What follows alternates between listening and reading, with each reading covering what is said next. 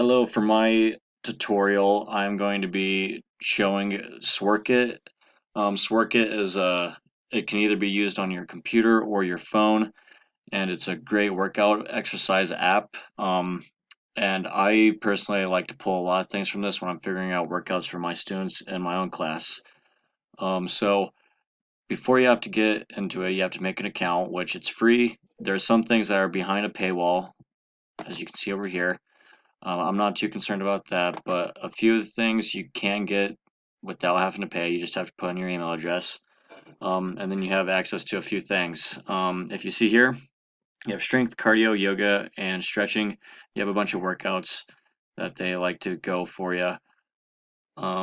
These are great, but some of them do need a lot of equipment, so you have to kind of figure out what works best for you.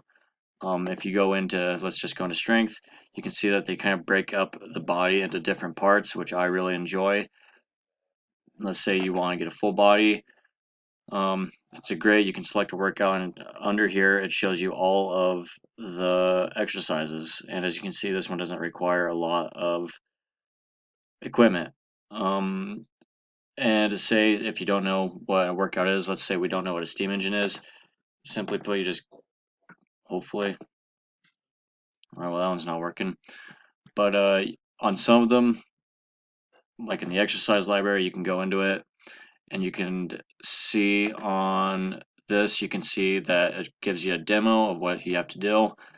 It gives you the difficulty, all that kind of stuff. So if you need to modify stuff, you can, or you can find workouts that aren't quite as tough. That is an option. And then also, I really enjoy how it shows you what muscles you are working. This is great for students learning anatomy as well. So overall, I really enjoy this app and I like using it with my students.